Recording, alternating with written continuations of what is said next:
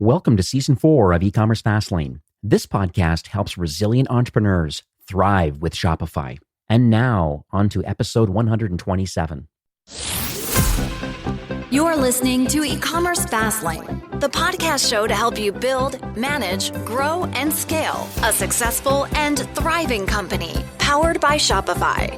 Listen to real conversations with partners and subject matter experts as they share proven practical strategies, platforms, and the best Shopify apps to help you accelerate your business. The time is now for you to improve efficiencies, grow revenue, profit, and lifetime customer loyalty. Please welcome your host, startup founder, and strategic advisor, Steve Hutt. This episode is brought to you by Caro, the #1 Shopify app for influencer marketing. Caro is a Shopify app that discovers all the influencers who are your brand's customers, email subscribers, and fans. Now imagine an influencer with 1 million followers was to make a purchase from your Shopify store. Would you know about it? Caro makes sure that you do. And unlike other influencer platforms, Caro is built for trust and transparency. And they help you find influencers that are genuinely interested in your brand so that you're not scrolling through countless social accounts just to find the right partners. Let Caro do the heavy lifting and find influencers that are best for your brand. And Caro also helps you execute your influencer marketing every step of the way. They make communication and product distribution easy so you can pick the right influencers and create meaningful partnerships. And right now, Caro is free for all Shopify stores. So why not try it out and see who you find? Now, after you install the app, Caro will alert you whenever a new influencer engages with your brand so that you can communicate and continue to build your list of influencers over time. To get started, you can visit getcaro.com or you can search for Caro in the Shopify App Store. That's Carro, and discover which influencers already love your brand. Well, hey there, it's Steve, and welcome back to the E-commerce Fastlane podcast. Now, if this is your first time listening, this is an e-commerce show where we have honest and transparent conversations about building and thriving with your store powered by Shopify or Shopify Plus. New episodes are available twice weekly with your favorite podcast player through Apple Podcasts, Stitcher, Google Play, and Spotify. Or you can also sign up online at ecommercefastlane.com and be notified when a new show is being released. Now, my guest in today's episode is Sahil Gupta, who's the CEO from Space. That's spelled S-P-A-S-E. And they're a technology company that really is leading and innovating the way for e-commerce brands to help create engaging 3D models for products. I'm sure you've seen this. Apple's been talking about it. Shopify's been talking about it. There's some very progressive brands that have made the decision to have a 3D rendered image available for more engagement, to really have a look at the product, and really helps with conversion. So we're going to dig into a lot of things around the acronyms around 3D, virtual reality. There's so much to talk about. So let's welcome Sahil to the show. Hi, Steve. Great to meet you, and thanks for having me. So let's talk first on a high level about what Space actually does and why you built the company, and I guess the sort of problems that you believe that your platform is now solving for Shopify store owners. I started Space in 2019 with the goal of solving this problem that merchants had, which was they wanted to sell in 3D and AR and VR, but didn't know how to digitize their products. They didn't know how to turn photos of their product into a model that they could host on their website and share with their customers. So that was an opportunity that I saw where somebody had to be responsible and somebody had to build a system that could create models that were both beautiful, photorealistic.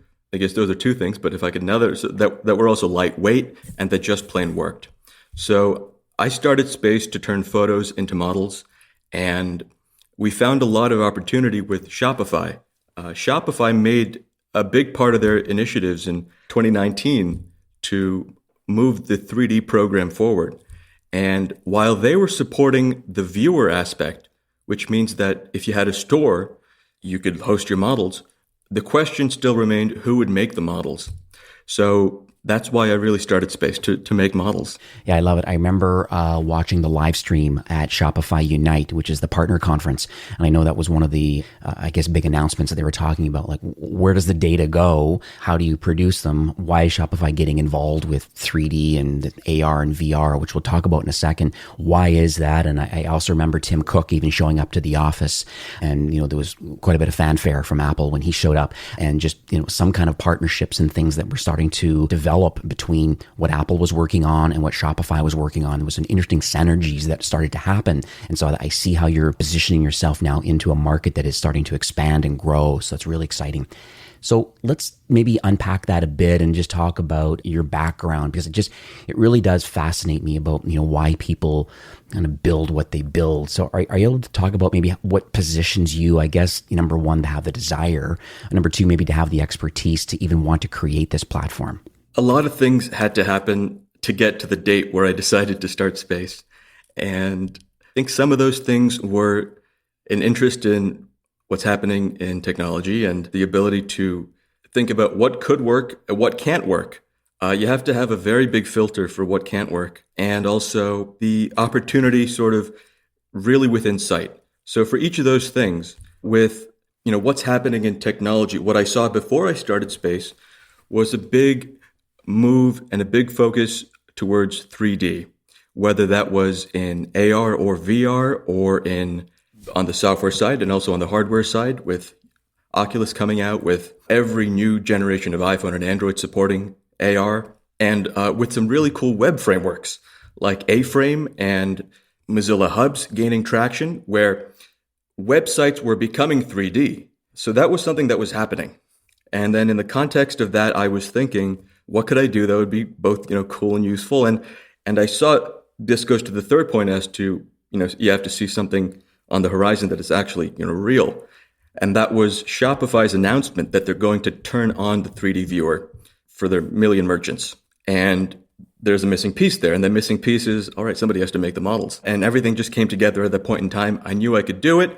I knew I could find really great people, and I knew I'd like working with those people. And then the second point was, the ability to filter out things that won't work. You really have to take the state of mind that the other folks in the tech industry they're not stupid. They're very smart, but they are focused on the software side of things. Whether that's, the HoloLens team at Microsoft, or the people at Mozilla Hubs, or the people at Google doing, let's say, AR streaming, that's going to happen. Or people that have built video game engines. They're at the peak of their field. It's very hard to do anything to contribute to that, just starting from zero. Whereas what was possible was trying to create a team of really great people who could make really great models and be this wedge in this, 3D sort of evolution of things, which is in the creation of models. That was a hairball of ideas, but let's go deeper in any one of them if you'd like. Absolutely. Well, maybe we'll talk about some of the acronyms, because there's quite a few of them. Maybe some of the things you've even just mentioned that some people don't even know about. And I think that's part of the education process of today's show, is just understanding the industry and then trying to figure out how they can innovate and be involved in that industry, potentially even working with your company to get these models created. So let's talk about 3D first. I mean, I'd argue maybe some people listening today, I think they have a cursory knowledge of what 3D is, but some people may think it's just like a series of photos taken on a lazy Susan, kind of all stitched together. But let's, from your perspective, because I know you have a definitive answer about like what is 3D and what's a 3D model as it relates to your company and or Shopify brands that want to get involved in 3D.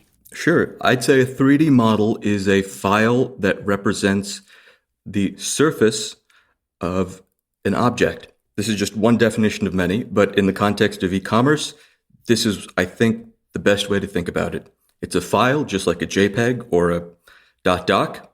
In this case, it's a .glb. You can nicely, save it in your Dropbox or Windows Explorer. It's just a file. And when loaded in a renderer, it looks like the object. So the file represents the surface of the object. And the way it does that is through the surface geometry and then also the surface materials. And going deeper into the geometry, it's an array of triangles. And going on to the texture side, it's a series of JPEGs themselves. So it's like the JPEGs are wrapped around the triangles, like you were painting on stone. or like you're wrapping a globe in a map projection. And that's I think the simplest way I can describe the GLB file. And that same file works in AR software kits, which means that AR will work with the exact same file. And that's the other piece of the puzzle that I found so, just so wonderful, that you can put a lot of effort into getting the .glb right.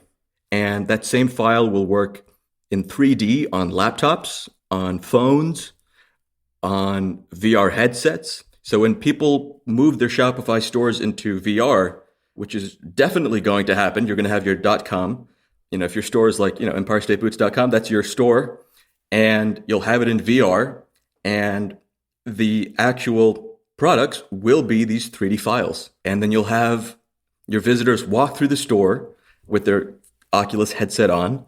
And that'll just be a really cool future. It's like thinking about your store like a video game. And what I hope space will, think about after we do a really great job at making models, the creation of models very stable and very accurate, then we can look at the concept of multiplayer shopping. And that'll be a little bit later, but that's just what's on my mind. Very cool. So let's unpack two more acronyms that I think are floating around. A few you mentioned already about AR and VR. I mean, we know, those, I'm sure those listening say augmented reality and virtual reality. On a surface, to the layperson who just has a cursory knowledge of it, it seems kind of like the same thing, but I understand that's not the case. Are you able to maybe give your definition of what augmented reality actually is and its practical uses today as it relates to a commerce brand, and then how VR is similar but different? Sure. I think the definitions keep changing, which is a good thing. Right now, AR to me is you're looking through the screen, and VR is you're looking at the screen. Another division I see happening is the difference between, like work and play. So when you're, so to speak, working, you might want to work in VR because it's totally immersed. You'll have your, 10 monitors sort of in VR and you'll be totally plugged in to what you're doing. And then there's AR, which is, let's say that's the play side. So it's like, you're going on a hike, you're maybe driving, you're outdoors, and there's information superimposed on your line of sight. And in the context of e-commerce, both are going to be very important. What's important now because it's just working, and it's because, they're the hard facts of proof by existence of the customers that we've worked with are selling in AR. It's that you take your products, you'll digitize them into a .glb, and your customers can view them in AR on their phones.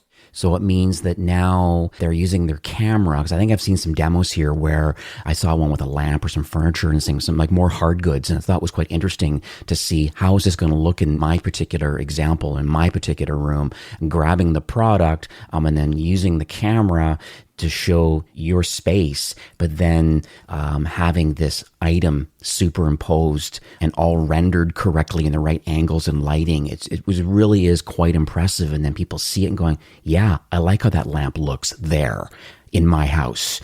I'm going to take it. So I love that part. Isn't there like an Ariana Grande song, something about like, you see it, you want it, you got it. That's basically what this is. You see it and then you buy it. I love it. So don't take this question incorrectly. I know this is your field of expertise and stuff like that, but let's talk about why does all of this matter? Because it seems very exciting. It seems a little bit science fiction. It seems like extra progressive, these .glb files you're talking about. It's very exciting. It's not widely adopted yet, but progressive brands are seeing amazing success. I've looked at them kind of pre-recording today, so I know who's using it and why. So it's interesting. I want to make sure we share that in this episode today. But like, why does all of this matter? And why is 3D and kind of augmented reality like important today for commerce brands? The more on the ground reason is that it doubles customer engagement. And I'm new to e-commerce, but I've never seen that kind of return on investment. Digitizing your product leads to a doubling of customer engagement. And then the other reason is just that they look so cool. You can spin them around, you can zoom in, you can place them on your desk. Those are the softer reasons, but they're the reasons that keep me going. And it also saves on product photography. So instead of spending thousands of dollars for a professional photo shoot, once you have your digitized model, because it's photorealistic, that model can be used as the model for digital photographs. So in a tool like Adobe Dimension or a tool like even the web-based version of Google's model viewer, you can render photo shoots of your digital model for free. That was kind of my next question. I'm just thinking now is about the whole process for a merchant. There's tens of thousands of people listening to this episode today, and they may see value, hopefully by the end of this show, to say, hey, you know what? I want to be progressive brand. I want to try this out because I believe this is interesting. And so let's talk about the process that a merchant has to go through to actually create 3D models, with the Space tool. The shortest process would be sending us a link to your product page. We would then extract all the information from that product page, including the photos and the dimensions, and we'd make the model just from a product link. If your product is, in production or in, those earlier phases, and there's no, complete link, then just sending photographs around the product, like 5 to 6 photos around the product, will be all the necessary input for the creation of a model. That's super cool. So link to the product details page or 5 or 6 photos. And then from there, your technology will then import all of that information. And as you said, triangulate it all and organize it all and then create a 3D model out of it. Right. And there's more than technology. There's also people. And, it's a very particular set of skills to be able to make these models. I think that there'll be a new concept coming into play, which is, right now you might call them 3D artists, but it's really a form of engineering. And I think it's going to be called meshware engineering. I could be wrong, but that's how I think about it, because the kind of intelligence to make models by visualizing it in your head and then actually creating it into a scene editor is a very different type of skill set from writing software or from any other trade. I think that's another reason why this is so important, not just from the fact that it doubles customer engagement or that the models are just, so cool to look at. It's the fact that there's a whole new way of thinking about what you see. And that's really the three-dimensional, way of seeing things. I also think that this is a way for people this is a weird way to say it, but to keep busy, to be working. Even in a future where a lot of work is automated, making 3D models, it can be work. And it's the same skill set. That's the reason that, we have special effects in movies, in television, the reason we have environments in video games. And now that's coming to e-commerce. Yeah, it seems like a natural progression. You're right about when you look at a lot of the games that are out in 3D and all the special effects and things that are happening. And this is just computer to the virtual reality is quite interesting. So let's talk about the industries, because when I look around the web, even a lot of the popular Shopify stores, it appears on the surface, and I think I don't have the inside view of your list of clients and customers that that make the choice to use your tool, but on the surface, I'd call them the usual suspects in certain industries that I think have widely adopted the use of 3D models, like things in fashion, home, and maybe even a lot of furniture companies, because they're physical hard goods and they appear to be rendered well and they look good in virtual reality, setting the lamp or the picture or whatever, or the furniture, moving it around. And it's interesting. And so from your perspective, do you see all product verticals being adopted, or are there only certain ones at this point that can offer the most value? I do see it happening across all product verticals. It'll definitely get started most easily in hard surface goods, the kinds of goods where, if you drop it, it keeps its shape. So that could be furniture, that could be hardware parts, car parts, that could be computers and electronics, it could be iPhone cases, anything that really keeps its shape. Where there's still work to be done is in fashion. And the real question is, how is that going to be humanized? Are we going to be having, animated, alive looking, fashion on avatars, or will it be on mannequins? It's definitely, hard surface goods. And then in terms of industries, it's not just e-commerce, but growing in retail, in marketing, in advertising. If you take a look at Google Swirl, that's their 3D ad initiative. And it doesn't take a lot of imagination to see that once advertising gets a hold of 3D and AR, once that goes mainstream, there'll be no shortage of demand for 3D content. So I understand those verticals now, and it seems to be those are the ones that I see the most. Hard goods, seem to be, as you said, if you can drop it, it doesn't break, or the outside edges don't collapse. And so I totally get that part, and that completely makes sense. But now let's talk about the browsers themselves, because I understand that there are ways, I guess, to render some things, at least in browsers or at least in AR, like right from within a browser. So why would someone listening today want to generate a 3D model from product photos if it can already be rendered in real time in a browser? There's still a lot of visual interest to be created in really great looking photos. And the ability to take a model and put it inside a virtual set and then render that photograph can be just as visually compelling as a live rendered model. So for that reason, it is possible to go from photos to model to photos. The process of making the model is almost in a sense like up-resing the information in the photo, which you can then render out in a scene. If your listeners have experience with Adobe Dimension, just experimenting with it will make it very clear. It's just visually amazing to see a model rendered out in a digital environment with total control over lighting. Let's dig into some merchant stories. I've read a bunch. I'm going to put links in the show notes of Shopify's produced quite a bit of content of brands that have been progressive enough to want to try this. And then, as you said, double the engagement and conversions significantly increases. So do you have any merchant stories that you can kind of publicly talk about maybe around 3D or AR and like how it's impacted sales or just brand affinity? I just would love to understand some of the outcomes that you've seen so far. The cool thing is that we've seen orders across almost every industry that if you, for example, go through a drop-down menu on like Amazon or Home Depot, every product category we've gotten probably an order from. And that includes diamond rings, racing bikes, coffee machines, men's underwear, and face masks. What was interesting is to see the timing of the first order of a face mask and what was happening in the world at the time with the knowledge of the virus spreading. Also, soft drink packages. And the most interesting thing to me about soft drink packaging in 3D is that, at the end of the day, it's sugar and water, but it's like marketed with, great labels. And then it's gone one level higher with the 3D model of the labels of the sugar water. And to me, that's just so funny. We've gotten handbags. We've gotten dog kennel cages. They had some really exciting results in just the initial week that they launched their 3D model. And Shopify has a really great story page on that. I'll have to send you that link. We've gotten furniture. We've gotten faucets. We've gotten Bluetooth speakers. Now that they're coming in all shapes and sizes, there's a big explosion there. Electric scooters, ventilators, playground equipment, camping cookers, vape pens. That's on the menu still. It really does seem endless, the amount of people that have adopted it. And as far as any hard results, is there anything that stands out for you? We have the percentages of increases of engagement coming from Shopify, and I'd probably point you to those. We don't yet track actual metrics on our customers' websites because we don't put any tracking scripts, though we might offer that if customers are looking for that.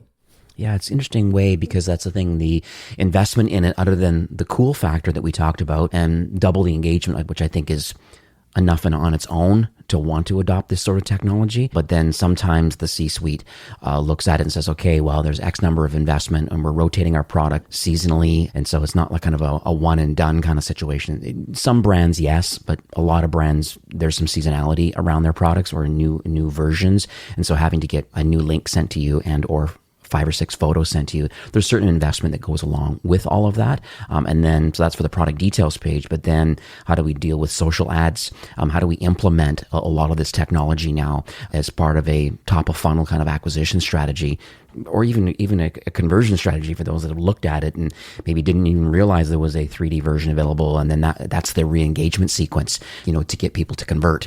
That's a totally fair concern. And it might be a misconception that there's a big capital outlay required in order to have 3D models. But from the pure cost saving perspective, the price of a model might average $100. The price of a photo shoot per product might average $5,000. So just from the saving on the product photo shoot, it makes, 5,000 divided by 100, cents. Whereas in the case on the positive side, from the increase in sales, that's its own argument. There's many people that have a certain vertical of products, so they're the manufacturer of it, but they've also decided to expand their product mix into other verticals. And these are non-competitive but complementary products. It's new-ish now, more people adopting it, just to expand. I know Steve Madden has been doing this recently, focusing on shoes, but then choosing to get involved in handbags and other accessories that are not Steve Madden branded at all. And so I think that's interesting. And there's lots of case studies out there about almost creating a mini marketplace of other complementary brands that are in alignment to kind of what you're all about. And so my thought is that if someone listening today is selling other people's products, maybe in a dropship kind of environment, and they're willing to make the small investment to have 3D models created, is there any rights management challenges that could happen where you have the rights? Let's say, I'll use an example on your website. For example, you have a biking helmet that you use as one of your examples. And so the manufacturer has created that 3D model. But let's suppose you decide to sell, maybe, your bike helmets are us, and that's what it's all you sell, but you're able to grab some 3D models from some of the suppliers of these helmets, but there may be a few that just quite aren't into it yet or haven't made the investment yet, but you choose to want to do that. Do you see any challenges of getting the 5 or 6 product photos that you've been legally able to get because you're a licensed partner to sell their product? Could be drop ship. Maybe you're buying in wholesale and you're fulfilling it, either or. Do you see any challenges at all about having 3D models created where you didn't photograph the product, but you have rights to sell it? That's an interesting question. And I'm going to bet that that'll be a Supreme Court question in 10 years. But for the present day, I'd say that is a question between the dropshipper and their manufacturer. Does the dropshipper have permission to even market what they're ordering from the manufacturer, whether that's Oberlo or a similar company? And if they have the rights to market that, they have the rights to market in 3D, I would say. I might be missing something, but I think that's pretty much what sums it up, because it's a surface representation of the product. And at the end of the day, you're just trying to sell more. And I think at the end of the day, it's going to add double the engagement, and the conversion lift is definitely going to be there because of the engagement level and the uniqueness of it. And that will differentiate you, those listening today, that if you don't have 3D models of your product and you're drop shipping, this is an interesting opportunity to try a couple of products and see what happens. So I think it's quite interesting. So let's pivot a bit over to, I guess, the future of space and, what your North Star is, I guess, for 21 and beyond. We're in the middle of a pandemic right now. Commerce is massively growing. And, I just love to understand how your platform is going to continue to iterate over time, like any partner alignment or innovation. I just like to get the warm and fuzzies about like how you're going to continue to, I guess, offer value and assistance as it relates to 3D models for Shopify brands. I think the thing that won't change over time is that we'll be making models from photos. We'll only get better at that. And one way we're going to make a big step forward in that is just really shaving down the time it takes to make a model from even less input. There's some very cool work being done by researchers on neural scene representation, and without giving away too much, that's the holy grail. But I don't think it's ever going to be a case where it'll be purely automated. There will always be a human in the loop, so to speak. And that's why models will look just right. With the artists that I work with, there are much higher concepts at play in the creation of a model, whether that's the silhouette or whether that's the noise level in a texture. These are all things that differentiate a AAA game from something run-of-the-mill. What else is on the horizon?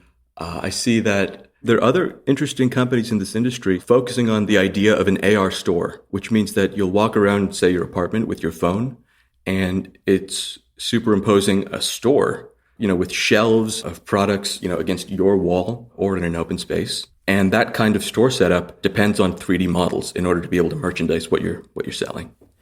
I watched a YouTube video recently where someone was walking through a virtual mall. You'd step up to the mall and then you would actually go in, or you'd step up to a store and the person was pivoting around. So it was a kind of virtual reality world, but it was made into a fashion mall. And then you went into a store and potentially you were greeted by live avatars of people that belong to that store. Like almost like instead of live chat on your website, you happen to be in the store, the virtual reality store, through some kind of a tool of some sort, or some kind of virtual reality world, and then you're able to chat or talk, and you're able to show some 3D models and products, and then even links out to buying the product. So it's really, I think there's some interesting innovation that's happening right now as far as like, how do we engage people from the digital side of things. And it looks like the starting point is just to get more people to adopt the fact that 3D models are here to stay. And I think it dips your toe in the pool, so to speak, about, well, getting involved in this and doubling your engagement opens up other opportunities in the future for augmented reality as it relates to your products, and then just other opportunities just as technology keeps advancing. With your exposure to the Shopify world, if that's something that you see, that's a very good sign. That means it's approaching soon. And this is the part of a bigger transition with Shopify was partly responsible for, but it's the transition to the visual economy. And the way Shopify really was responsible for that was for the highlighting the importance of really great photography online. And those product photographs would get shared and reshared all the way through social media and through that information stream. And now we're leveling up. We're going into 3D. We're going with representing the surface of a product, and that being more important than other qualities, where the reason somebody will buy a product is really because how it looks, and how it looks in the highest possible sense, the amount of information that's encoded on the surface of it. And the reason I think that's taking place is because the generation of people coming up have a much higher visual literacy, whether that's in the contexts of shooting short videos or playing video games. It's about video. And once video becomes the common layer of understanding, then it's like, okay, what's next? It's going to be inside the video. It's going to be the 3D content that gets rendered out, in which you've been seeing video. Exciting times we're living in right now. I always make that comment to my team when I'm chatting with them each week. Just what a time to be alive right now, just as technology continues to advance. It's an amazing time to be involved in e-commerce, with the unfortunate things that have happened with the pandemic right now, and just how e-commerce adoption has been widely circulated over the last 6 months, about the fact that the last 6 months or more has really accelerated e-commerce adoption by 10 years. And, there was upwards of 30% of total goods and services were bought online, where prior to that it was less than 15%.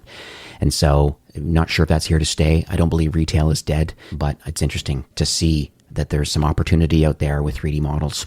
So we are nearing the end of the show for today, and I know we could probably talk a lot about this because it really is an exciting, interesting opportunity for those, because I know a lot of people are not doing 3D models right now, and I think today hopefully is an awakening that this is widely adopted by your peers in your vertical. And so if you actually were to look around and see, it's very affordable and it can be done with your platform. So do you have any closing comments or any kind of takeaways? Those listening today, they understand what a 3D model is. They understand AR and VR and the engagement lift. A lot of those things you've shared quite well. What do you want to leave today with? How do you want to leave this podcast episode in the hands of the listeners today?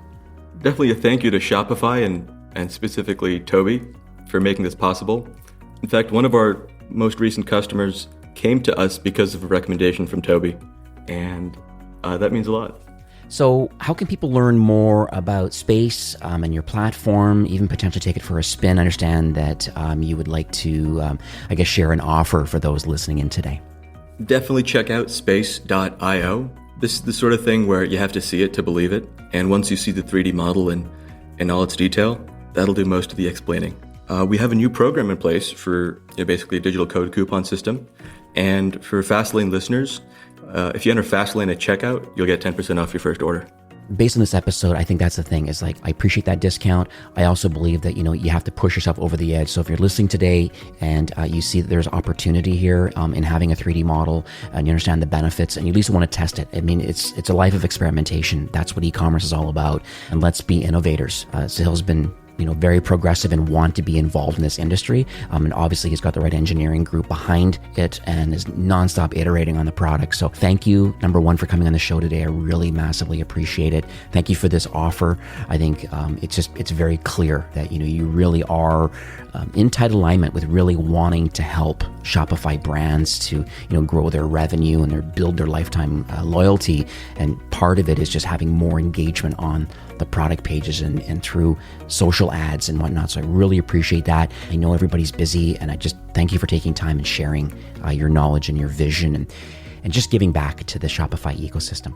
Thank you, Steve. And if I could add one just final thought, it's that for every merchant or every Shopify business that invests in 3D models, what they're doing is not only working on their own store, but they're jumpstarting the AR and VR revolution, because it's the content creation, the lack of it, that's been holding it back. And once that's jumpstarted, what was started in 2020 with the rise of 3D and AR and VR, it's only going to grow even faster.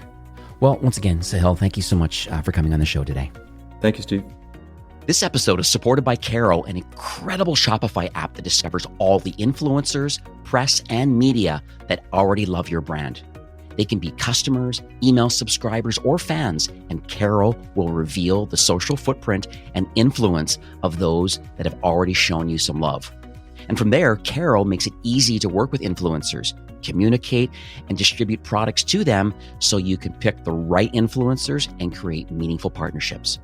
To get started, you can visit getcaro.com or search for Caro in the Shopify App Store. That's Carro, and discover which influencers already love your brand. Well, that's it for today's episode. I'd like to thank you personally for being a loyal listener of E-commerce Fastlane. It's my hope that this podcast is offering you a ton of value through growth strategies, tactics, and exclusive insider tips on the best Shopify apps and marketing platforms, all with my personal goal to help you build, manage, grow, and scale a successful and thriving company powered by Shopify. Thanks for investing some time today and listening to the show. I'm so proud and excited that you have a growth mindset and are a constant learner. I truly appreciate you and your entrepreneurial journey. Enjoy the rest of the week and keep thriving with Shopify.